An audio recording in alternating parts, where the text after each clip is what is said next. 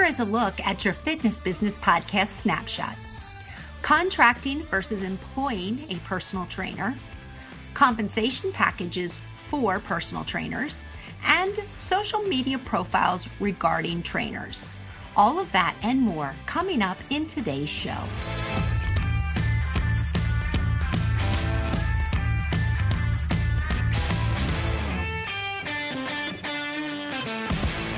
You're listening to the industry's leading fitness business podcast for owners and managers. This month's interviews are brought to you by our podcast partner, Active Management.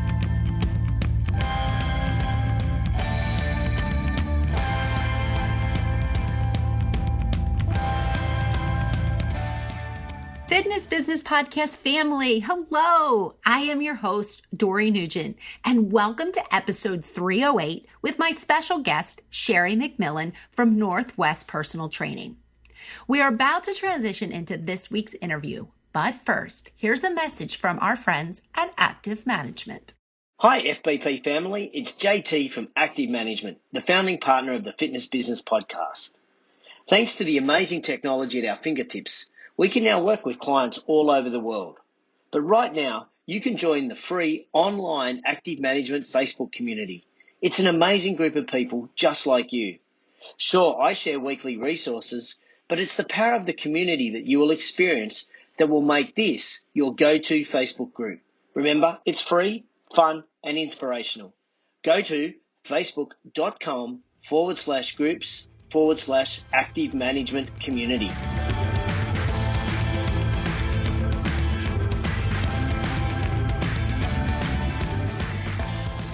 I hope that you enjoyed this week's interview with my special guest, Sherri McMillan. Sherri has been inspiring the world to adopt a fitness lifestyle for 30 years and has received numerous industry awards, including the 2010 CanFitPro International Fitness Presenter of the Year. She is an international fitness presenter, a personal trainer, fitness columnist for various magazines and newspapers, and the author of 5 different books. She is the owner of Northwest Personal Training and Y Racing events in Vancouver, Washington. Listen in as I interview Sherri about leading a profitable fitness studio and the different options on employment when it comes to personal trainers.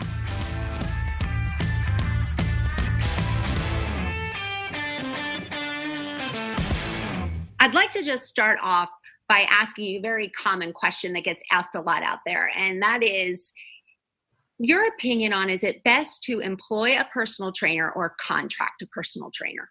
Mm-hmm.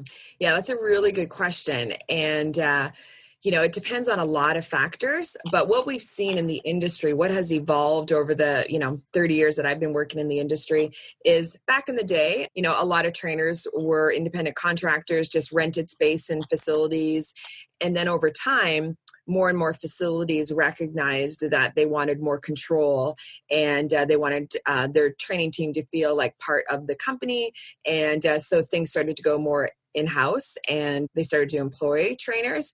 And so when I look at the difference, I find it would be very challenging for a club to hire trainers as independent contractors. And the reason I say that is not based on anything that I think or my opinion, but when you look at and this is specifically for the United States, for example, when you look at the criteria for what the government will dictate who is an employer or an employee and who is an independent contractor, in the United States, it's very clear. And, it's based on, like, if you can go into no matter where you're from, whatever country you're from, you can go to your, revenue overhead and, go to your government association and see how they categorize. So for the United States, it comes down to behavior control, three factors: behavior control, financial control, and relationship of the parties. So behavior control means that if you have an independent contractor, you have no control over how they run their business, how they train, how they dress, how they associate with their clients. It's their business, and you have literally no control over that. And so if you try to dictate control over that, the IRS would be like, oh, wait a minute. why are you trying to control what this business is doing? Because that's not your business, it's their business. And so a lot of times what I see with clubs is they try to walk the grayscale. They'll say, well, in terms of this criteria, I would say they're an employee, but we really want to have independent contractors, which everybody would love to just have independent contractors, right? It's a lot less expensive and a lot less costly and easier if you could just have a bunch of independent contractors in your facility. You wouldn't have to pay health insurance, pay time off, taxes, there's, financial benefits. And so a lot of club owners want the best of both worlds. And they're like, well, I don't want to have to pay all those things. So I want independent contractors, but I also want to control, how they dress and how they look and how they train. And I want to meet with them and I want to, have this ongoing relationship with them as, someone operating inside my business. And you can't have the best of both worlds. Like the IRS doesn't operate in the gray. They're going to say one way or the other way. So if you have been having trainers on your team as independent contractors for years, decades, and you get an audit, which I find in my experience, you usually get audited about once every 5 years. So I think a lot of facilities just kind of, walk the line, hoping that they won't get audited. But when you do, if you've been doing it incorrectly, and then you get fines, penalties because you've been doing it incorrectly, it can actually take a business down. They can go bankrupt. There's examples of that in our industry when someone has done it incorrectly for so long. So the IRS in the United States, it's the behavioral control is the first. The second is financial control. So, for example, if the individual, if I'm collecting the money from the client, and I've got multiple clients and I'm collecting directly from the client, then, that's a good sign that, perhaps it's an independent contractor. Like who's paying for the expenses, who's paying for those fees or for those services. And, so that's an important thing. Does the independent contractor have the ability to make a profit or a loss, or are they just getting paid, for their time? And the big one that I think really indicates whether someone should be an employee or an independent contractor is what's called the relationship of the parties. And what that means is that, and this is the line that really, I think, really makes it clear. And it says the extent to which services performed by the worker are a key aspect of the regular business of the company. Okay, so a key aspect of the regular business of a company. So Northwest Personal Training. What's the regular business of my company? Hello, personal training, right? So for me to say, oh, it's a bunch of independent contractors and the IRS would be like, I don't think so. That's not how it works. And so I would be fined and I would have to pay back taxes and past taxes and fees and penalties, etc. So, also the permanency of the relationship. Like, for example, a plumber. If I hire a plumber to come in and fix something, that's an independent contractor, right? That's not an ongoing relationship. They're not in my facility all the time. And it's not a regular relationship. It's not a permanent relationship. It's not something that I manage or I try to control or dictate how they dress and how they train and how they do business. So, when I look at everything listed from the IRS, you would have to be very, very clear if you had independent contractors operating in your training studio and or in your club, because when I look at it, and I know I know people that have independent contractors in their facilities, you better be careful. You better really make sure you talk to your accountant and talk to your attorney and make sure that you set it up correctly, because you don't want to ever be surprised, 5-10 years down the road and say, oh, well, you've been doing this wrong and you've got to pay 10 years of back taxes and penalties and fees. Can you share with the listeners what your compensation package is, or what you feel the best compensation package is? There's so many different ways out there that trainers are paid. Some are very interesting, some are very basic. But could you just share with our listeners? Yeah, absolutely. So, what I found in the industry is, like you said, there's no perfect way to do it. A lot of it has to come down to, what kind of risk you want to take as a business and, your cash flow. And then also, what you put into your training department. So if you're a business that's going to cover a lot of the costs for your training team, then you can expect to, take a greater percentage. of what the client pays. And, at the end of the day, there's certain percentages that we should all adhere to operating any kind of business or personal training department. And that formula, allows you to use whatever option works best for you, but still stay within those parameters. So, for example, the easiest way to pay a trainer is just a straight percentage, right? So whatever the client pays, you will pay that trainer X percentage. The most common in our industry is 50%. So let's say the client pays, say $80, then the trainer gets 40 and the business gets 40. So 50 is standard, but then you can go high or low from that based on what you offer as a business, right? So if you offer health insurance and paid time off and uniforms and education, et cetera, then you can go on the lower percentage to the trainer and the higher percentage to the business or to the club. So you might do a 60-40 split to the club or 70-30. Like, you can go with a percentage that, you feel good about, but it's a really, you have to be careful with, if you pay too little, you might lose some really good talent, right? But if you pay too high, then it may really impact your ability to be profitable as a business. So I've gone in and consulted with clubs who were paying 80% to the trainer and 20% to the business. And the trainers were so happy because they were making bank. But then the general manager brought me in and said, like, we're really struggling because, we're bringing in all this revenue in the personal training department, but we're losing like $5,000 a month. And my trainers are making more than me, and I'm the general manager, right? And they're there like, 16 hours a day, and they're like, something's wrong with this formula. And it came down to their percentages were off because, they thought, well, 80% is great for the trainer and we still got 20% profit. But by the time they paid for all the costs and the manager, and all of a sudden they recognized that the department was losing $5,000 a month. So they had to, relook at their structure. So, again, if you pay too much, you may not be profitable, and that's not good. But if you pay too little, then you're going to lose good talent, right? So you've got to find a fair compensation structure that works. So, again, depending on what you're offering as a business, 50% is standard, but you can go high or low. And so if you don't really offer a lot as a business, you don't offer health insurance and paid time off, et cetera, then you can pay more to the trainer. Maybe you go 60% to the trainer, 40% to the business. So somewhere in there, I see it within that range somewhere, but just be careful of going too low or too high outside of that 50% range, because you could run into problems either way. So that's an easy way to do it.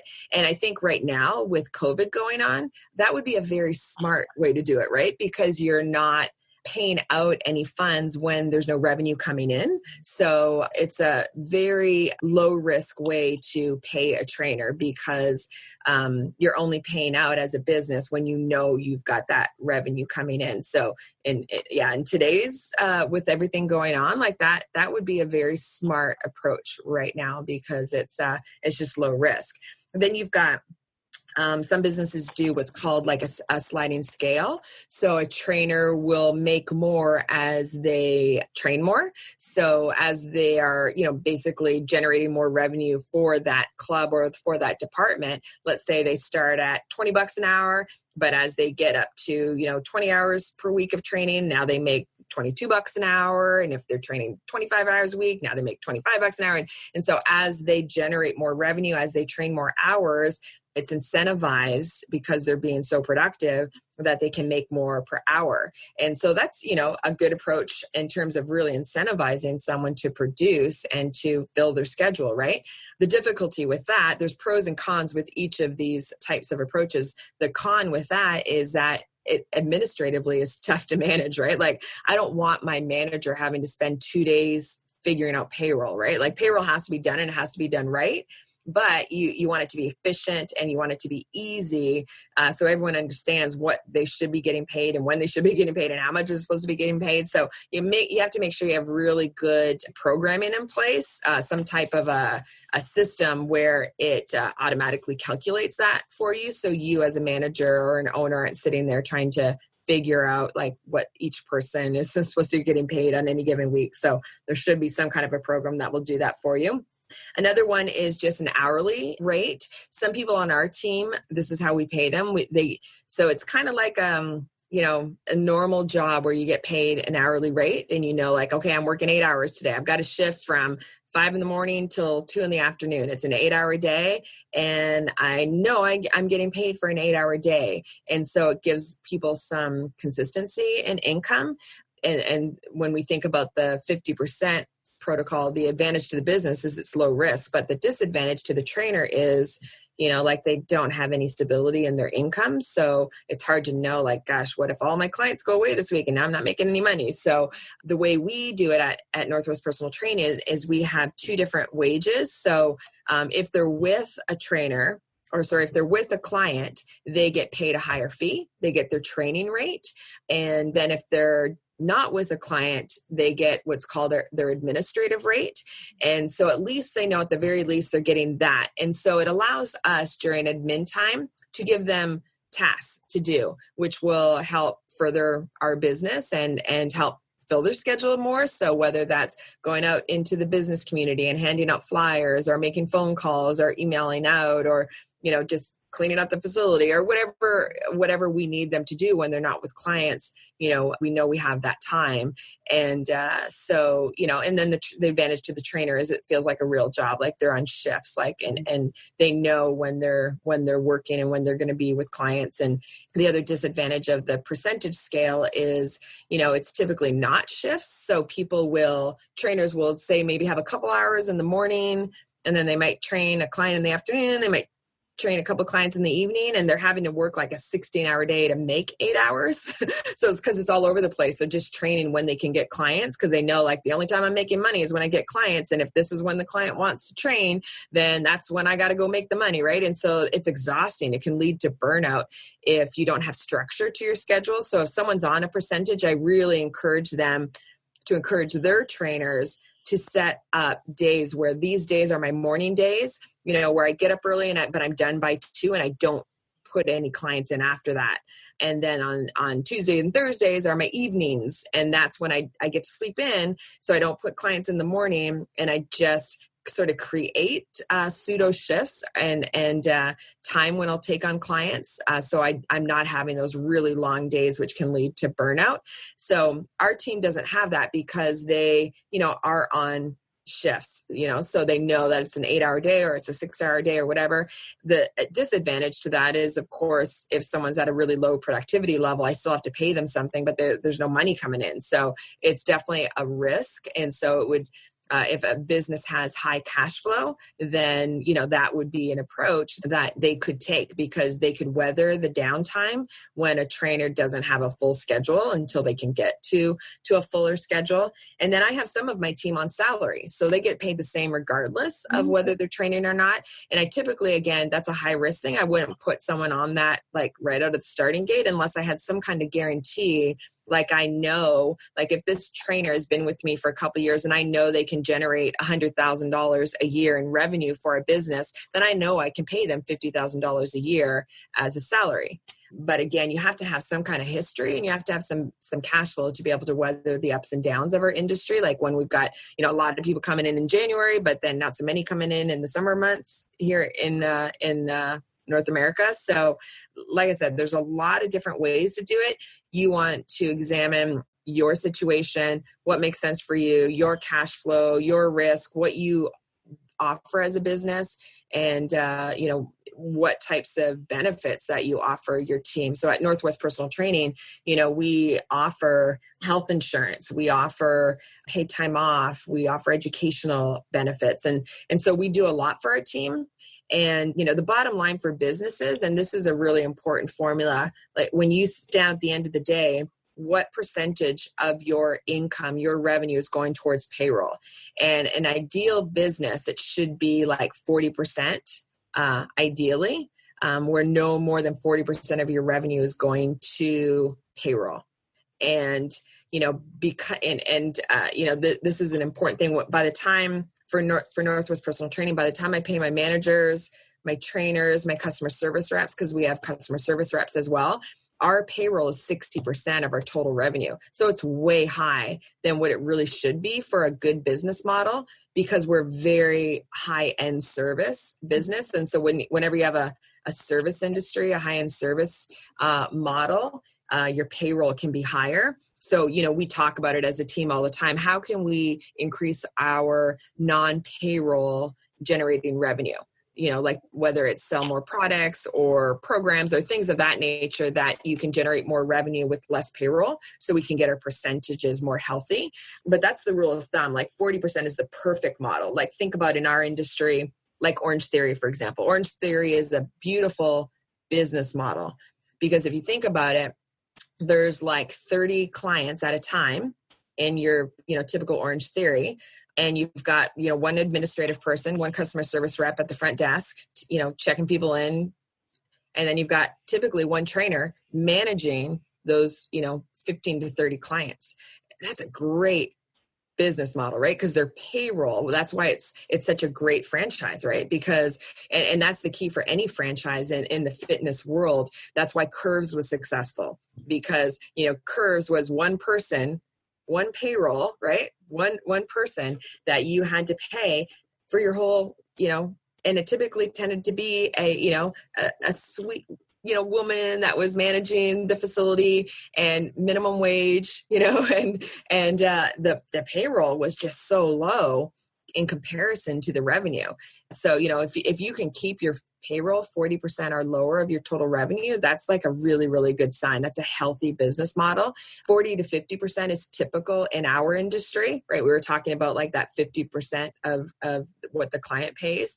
So it's very common with a high service type of profession that it's going to be higher. So we say if you can go towards 50% in the personal training industry, that's a good guideline. That's a good goal to have for your business. Mm-hmm. For us, we're at 60%. So, we're not even where we should be. So that's an important risk that we take. Do you recommend the trainers to kind of go off on their own and kind of sell themselves on their own personal social media platform? Or do you think it's better for a business owner to make sure that trainer is selling their business, selling themselves on the business social media pages? What are your thoughts on that?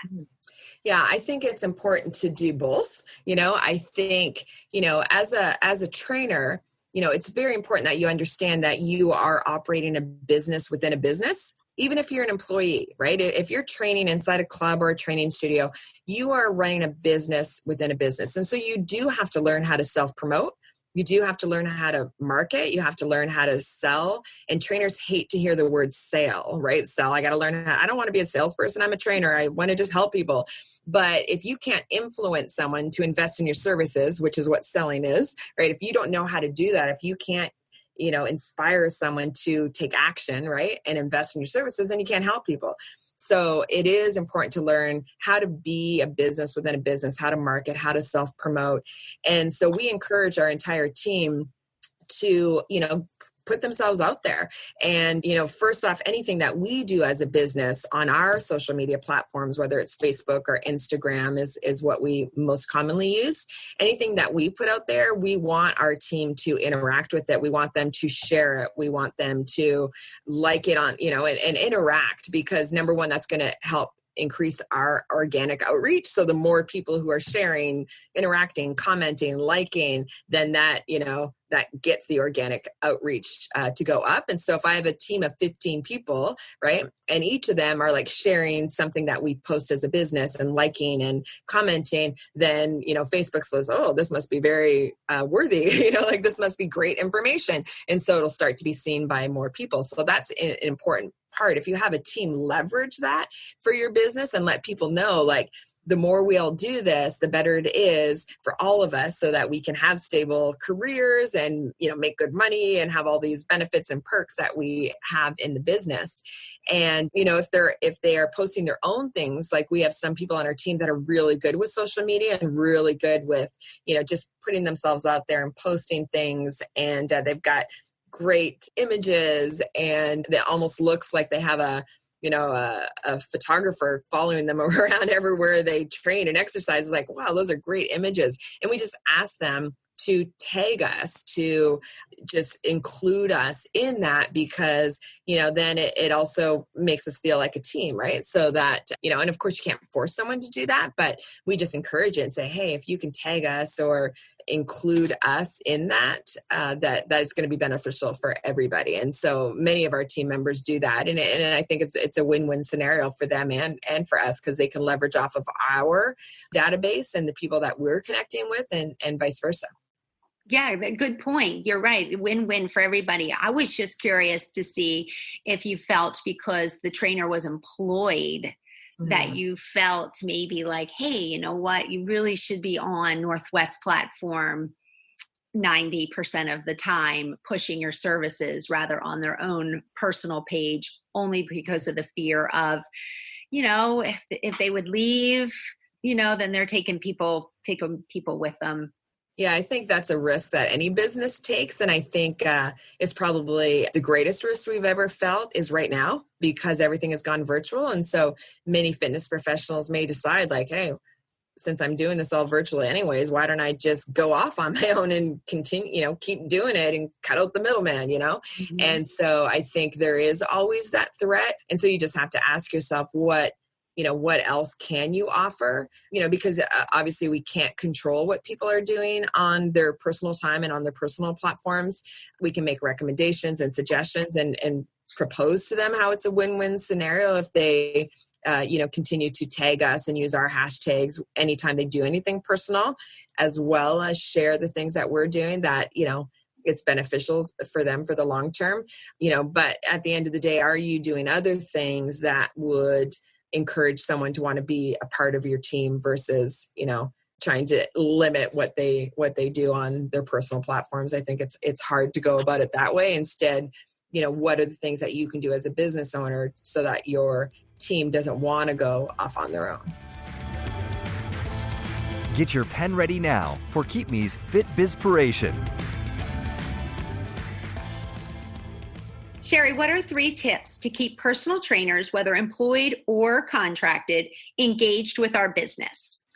I think the most important thing you do has to do with connection with your trainers. So whether that's regular meetings individually or as a team, to work on growth and development with that trainer, to praise them, to recognize them, to let them know that they are of value and that you appreciate what they do for your business. So get together with them, whether it's structured or unstructured, whether it's just going out to go bowling or go for dinner or go rock climbing, or just do something together. Foster that development of friendships. So then it's just not a job. It's they have friends there, and then they're going to be way less likely to leave your business.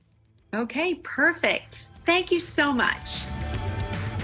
Keep Me, smarter member retention. KeepMe.ai. Now let's get back to the show.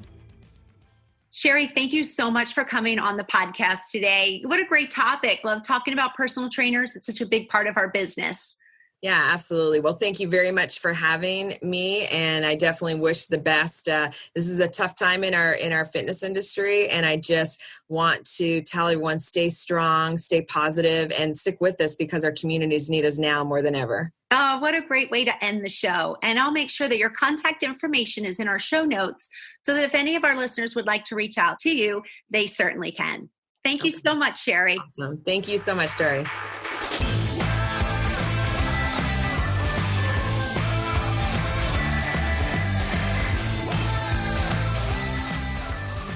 Once again, I'd like to give a big thank you to Sherri McMillan for being on today's episode. Now, here's a message from our podcast partner, Team Rockstar Fit. Team Rockstar Fit is an award-winning mastermind team that helps fit pros lead happy and balanced lives. Get mentoring and support. Learn how to grow your business online with Beachbody. You can apply for a free consultation today at teamrockstarfit.com. Quickfire 5. Enjoy this week's Quickfire 5 with our upcoming guest, Derek Depre, Director of People and Service at the Wisconsin Athletic Club. The first one is, who inspires you in life and why? My family. My dad, work hard. My mom, connect. My grandpa, be present. My kids, have fun. And my spouse, be kind. Perfect answer. And why do you do what you do, Derek? To move frustrated managers to fulfilled leaders. That sounds interesting. I like that. I like that. Number 3, if you were not doing what you are doing, what would you be doing? I would be a head coach of a WNBA basketball team. What is one book, podcast, blog, or Facebook group that you would recommend and why? 21 Irrefutable Laws of Leadership by John Maxwell, which is the first book I ever read in its entirety. Yeah, good old John Maxwell. Yeah. And number 5, what will be an action item the FBP family will take away from your main interview next week? To create a say yes list. Stop putting off your number one priority. All right. Well, we look forward to your episode coming up next week. Thanks, Derek. Thank you so much. Looking forward to it. Now, here's a message from our podcast partner, MX Metrics. Member experience is more than just NPS. With MXM's Member Experience Toolkit, you build a unified view of the member experience, from purchase to onboarding to everyday usage and cancellation. Wire your entire organization with actionable feedback using MXN's Member Experience Toolkit. To find out more, go to mxmetrics.com.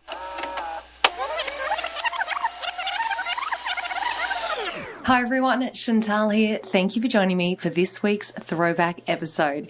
It is that part of the show where we take a little trip down memory lane and I share some of my all-time favorite episodes from the first 5 years of the show. Now, I've chosen this week's episode because of how relevant it is to the current environment, even though we actually recorded this way back in late 2018. Now, the name of that episode was Everything You Need to Know About Live Streaming Your Classes, and my special guest was Lauren Fundos. During the interview, we talked about how live class streaming works, steps to getting set up, how much it costs to introduce it into your club, the effect on member retention, how it works with wearable tech, and she left us with 3 tips for clubs to use live streaming in the next 2 years. Now, that is particularly relevant right now because I know it is top of mind for many of us. So if you haven't yet heard that episode, then take a listen today. All you need to do is click the link in today's show notes or head over to fitnessbusinesspodcast.com and search for show number 202. Happy listening.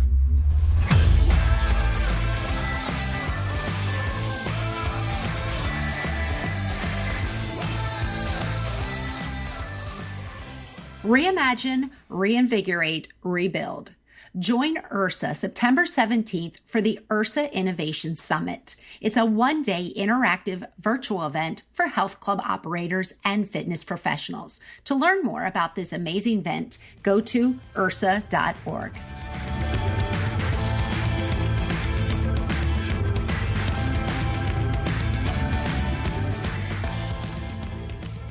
Thank you so much for joining me for this week's show. I love hanging out with my FBP family. Now, for all of the resources and links for today's episode, they can be found at fbp.com. And I'd also like to say a huge thank you to our founding partner, Active Management. Hi FBP family, it's JT from Active Management, the founding partner of the Fitness Business Podcast. Thanks to the amazing technology at our fingertips, we can now work with clients all over the world. But right now, you can join the free online Active Management Facebook community. It's an amazing group of people just like you. Sure, I share weekly resources, but it's the power of the community that you will experience that will make this your go-to Facebook group. Remember, it's free, fun, and inspirational. Go to facebook.com/groups/Active Management Community. What you leave behind is not what's engraved in stone monuments, but what is woven into the lives of others.